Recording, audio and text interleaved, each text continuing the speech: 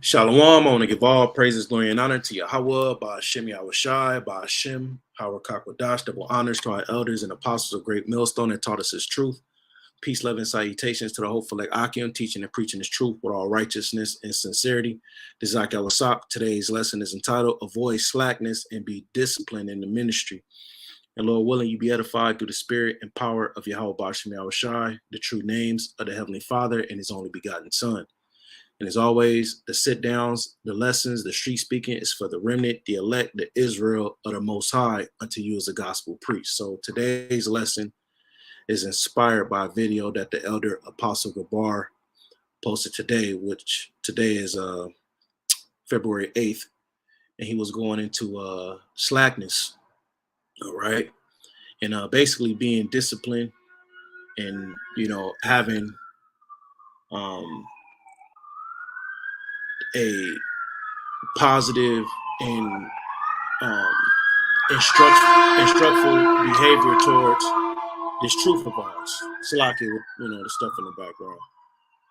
So with StreamYard, I guess they have some new technology where we can't play audio from YouTube off of StreamYard. So I'll just put the link in the description box and bros, check it out. A very good lesson. And I just want to say a couple of words on it through the spirit. And, the scriptures speak about diligence, giving diligence, all right, having a pattern of good works. And that's the type of fruits of the spirit that you want to have in this ministry. Here in the world, or when you were in the world, you had your pattern as far as getting up, going to work, being to work on time, all right, doing all these different things so that way you can be in a position to make money. All right. But when it comes to the truth, you got to have that same type of mentality. You got to have that same type of energy to the truth. Everything, of course, is Lord willing, but, you wasn't saying Lord willing when it came to going to work. Lord willing, I go to work tomorrow. You knew for sure that you was going to work tomorrow. So this truth, you want to make sure you have your schedule, And like I said, everything is Lord willing and man's goings is of the Lord. How then shall a man understand his own way? But you can't be using that just to be lackadaisical in the ministry, And meanwhile, when it comes to work, for sure you're going to be at work tomorrow at 8 o'clock. So, you want to make sure that you're in the space of giving diligence to this truth. Have you a schedule? Have you a daily format? How you going to push out the vibration of truth, the vibration of righteousness? You understand? Because at the end of the day, this profession comes before everything else. So I got a Wisdom of Solomon 8 here, and then I put diligence here in the blue letter. We're going to go into some of those precepts. We're going to start in Wisdom of Solomon, the 8th chapter. And once again, Lord willing, this be edifying through the spirit and power of Yahweh Ba'ashem Yahushai. Let's see. This is Wisdom of Solomon, the 8th chapter, the 7th verse. If a man love righteousness, her labors are virtuous. All right, this righteousness that the scripture is talking about is this truth, all right? For she teaches temperance and prudence, justice and fortitude, which such things as men can have nothing more profitable in their life. So this knowledge, the wisdom, the understanding is supposed to produce these certain characteristics about you. Temperance. What is temperance? Temperance is balance. All right. Prudence. Prudence is the application of knowledge and wisdom. Justice, understanding what's right, and fortitude, which is manliness. All right. Let's look up this word fortitude here. Fortitude definition.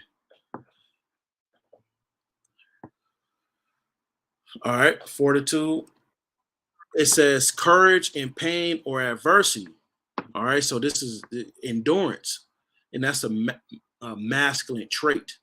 And that's what the knowledge, the wisdom, the righteousness of Yahweh Ba'ashem Yahushai will enable a man, as it says here, who love righteousness.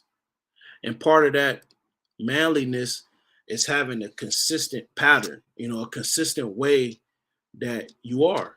You're not wavering. You're not, giving a change. You're not one way this week and next week you're another way. You got a particular character about yourself.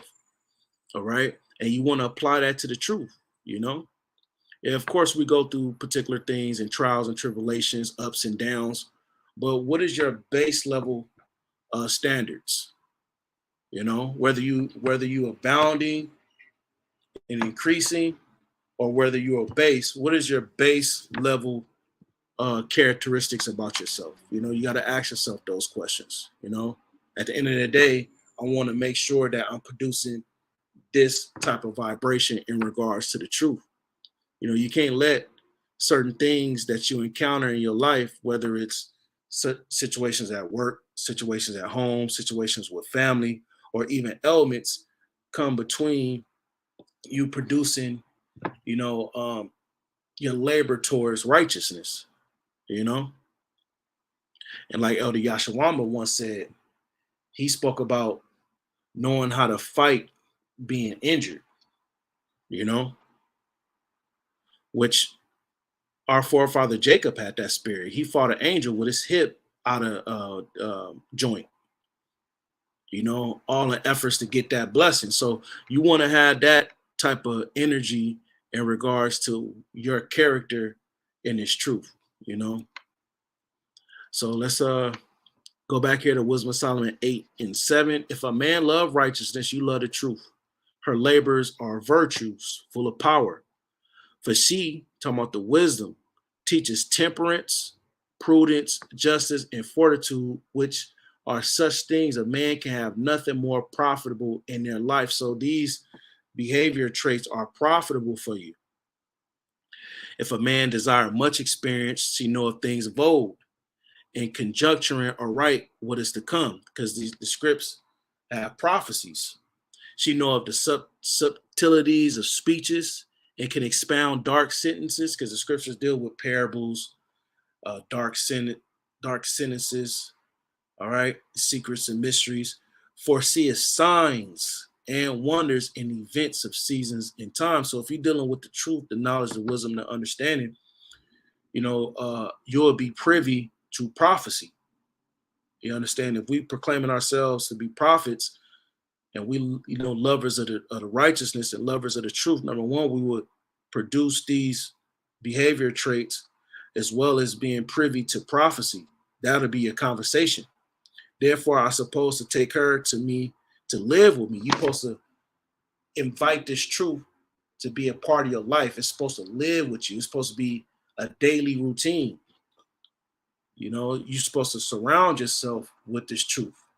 You don't go, number one, we're not weekend Israelites. We're not camp day Israelites. We don't go to camp, whatever respective day you go to camp. And then after that is back to my, my regular degular, my normal, you know what I mean? This is something that you're constantly meditating on. You're constantly thinking about. Because if you're not constantly thinking about this, that means something else has your attention. It says, therefore I propose to take her to live. Slocky, let me start from the top and slow down. Therefore, I propose to take her to me to live with me, knowing that she would be a counselor of good things and a comfort in cares and grief. Yeah, because this truth is the comforter. Yahweh Shai spoke about it. This is the comforter, which is the spirit of truth, whom the world cannot receive. This truth, the knowledge, the wisdom, the understanding, is supposed to comfort you in grief. And this is Solomon speaking, which if you have ears to hear, this was Solomon in his past life. All right. So that's something that you want to, oftentimes read, to get those refreshers, Wisdom Solomon 8, want to finish reading the whole chapter. And I spoke about diligence. All right. And Proverbs 4:23. This is Proverbs was written by Solomon, which he was the son of David and he was the king of Israel. It says, keep thy heart with all diligence. Another word for diligence is consistency.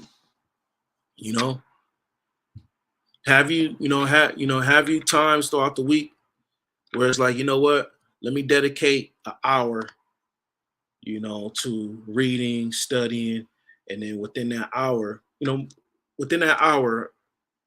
dedicate 30 minutes to reading and studying, another 30 minutes to doing a lesson, you know. And this isn't fast food. Every lesson shouldn't be a real, real quick. Real quick, just something real quick. Nah, get into it. If you got you a woman and you dealing with a woman, every time you deal with her sexually, it's a quickie. 1-2 minutes. You done. Eventually she gonna have some problems with you. So you want to take time with this and you want to get all into it. Keep thy heart with all diligence, for out of it are the issues of life. Let's look at that in another translation. And by the way, to the newly tuning in, Akim, this is the Blue Letter Bible. Our elders and apostles have put us on this. This allows us to go into the languages that the Bible is translated from, and also go into different translations of the Bible. As you see, brothers going into the NLT, the NIV, so on and so forth. Let's look at the NLT in this particular verse. Guard your heart above all things, for it determines the course of your life. So you got to be careful what things you allow to come in your mind, because certain spirits try to get into you, but it's not, like our Lord Yahushua said, it's not what go into a man that defiles him, is what comes out. And the way you guard your heart, you protect your mind, because heart, going back to the Hebrew word lab, that's your spirit. You guard it with the spirit of truth. You're supposed to use the truth as a shield and a buckler. Apostle Paul spoke about it, having a loins girt with truth, the shield, the buckler, the helmet of salvation, the sword of truth, so on and so forth. That's how you guard your spirit. And you want to be diligent and consistent with that, because if you're not guarding your spirit and you let these different griefs and certain things you deal with in the faith, all right, cares of life, it'll start growing on you. Different griefs start growing on you, and you start getting weak. You end up putting your spiritual sword down, and then one thing led to another. You got demons on you. Let's see. See if we can go back a little bit. So put diligence in. It's one in Titus.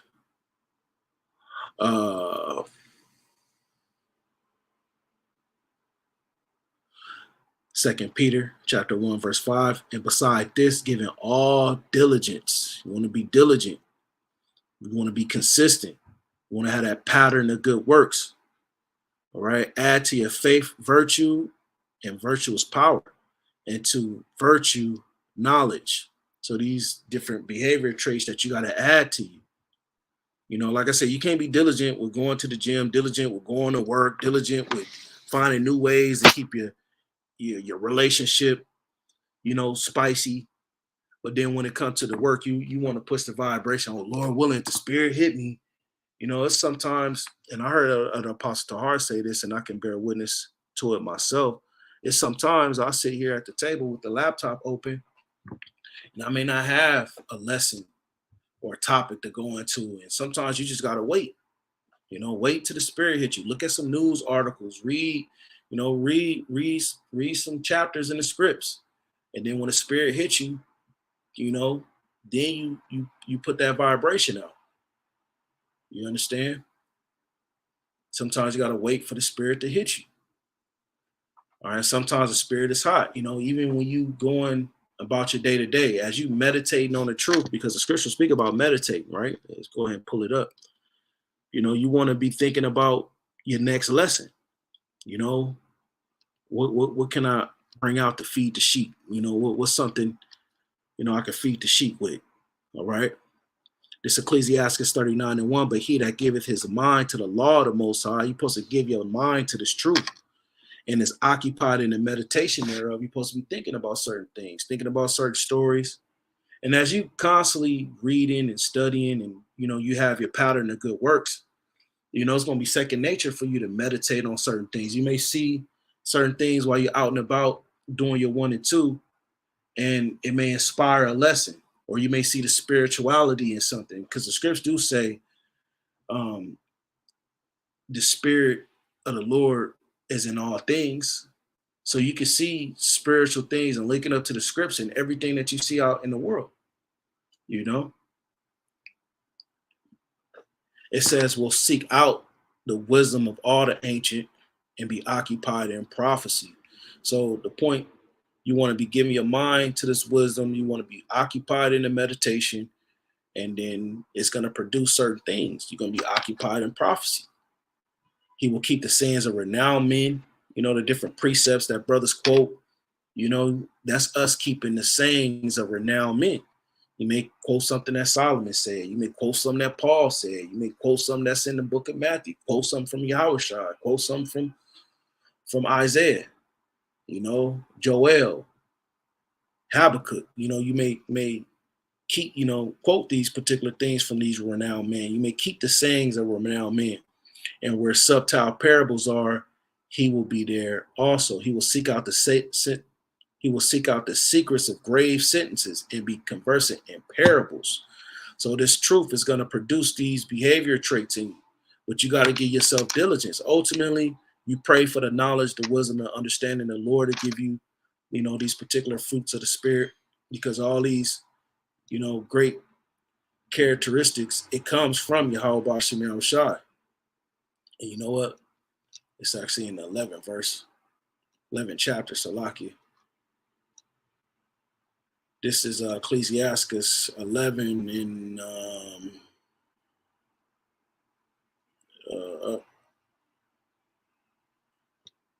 maybe in another chapter.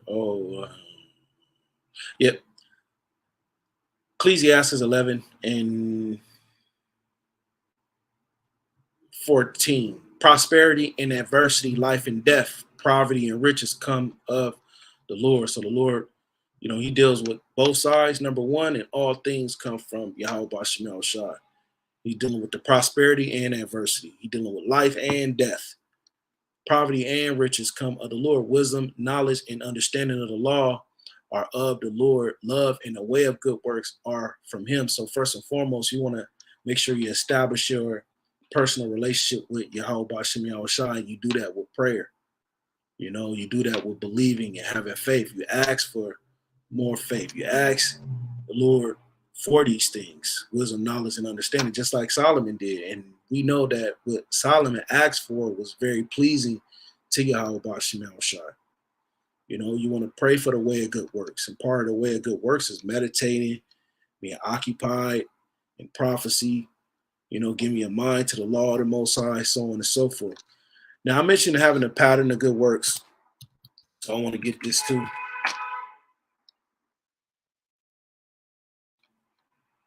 I know it's in a new. Yep. This is Titus. See how we're doing on time. 18 minutes in. Getting off here.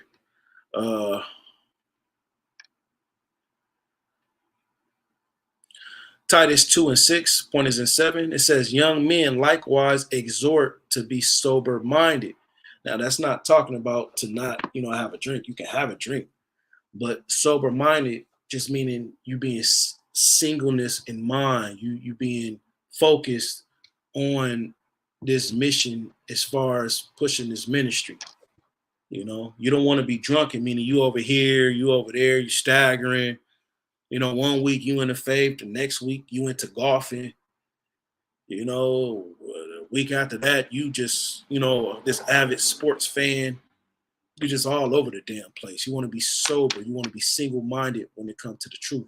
And in all things, showing thyself a pattern of good works. Pattern means consistent, something that's diligent, something that's ongoing. Like I said through the Spirit, everything, of course, is Lord willing. All right. But had you a pattern, Tuesday, Wednesday, Thursday, Friday, I'm going to set out 2 hours a day and I'm going to produce that work. Monday may be a so-called off day, which you never have an off day in the truth. You're always going to meditate on the word, and you may, think about a precept and go to your phone and try to find it, or you may, you're gonna watch a video or two. So it's not an off day where you're just not thinking about the truth, but off meaning you're not, you may not sit down and have your books open. You got the laptop or your phone, you're doing research, you know what I mean? You're studying, you're going into the words, you're going to the Hebrew, you're reading about history, looking at the prophecies, so on and so forth. You may take a day off from that, you know. And of course, we're not doing this 24/7 all day. Just set you a couple of hours aside, you know what I mean?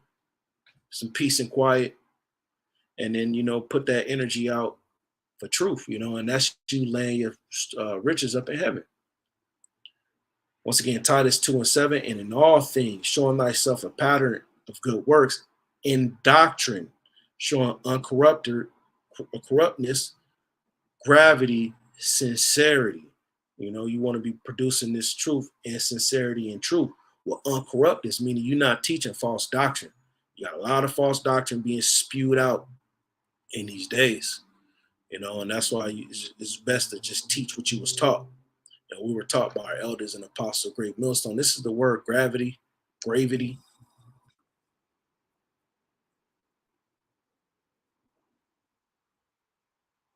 And it says the characteristic, and that's what we've been talking about throughout this whole lesson, having these righteous characteristics about you, talking about your character, talking about your personality, the characteristics of a thing or person which entitles to reverence and respect. Gotta have respect. Black culture don't teach respect for elders and people that's in authority. Dignity, majesty, sanctity, honor, purity, right? These are things that you want to have, So going back to the title, avoid slackness and be disciplined in the ministry. Matter of fact, let's end off with the definition of the word slackness.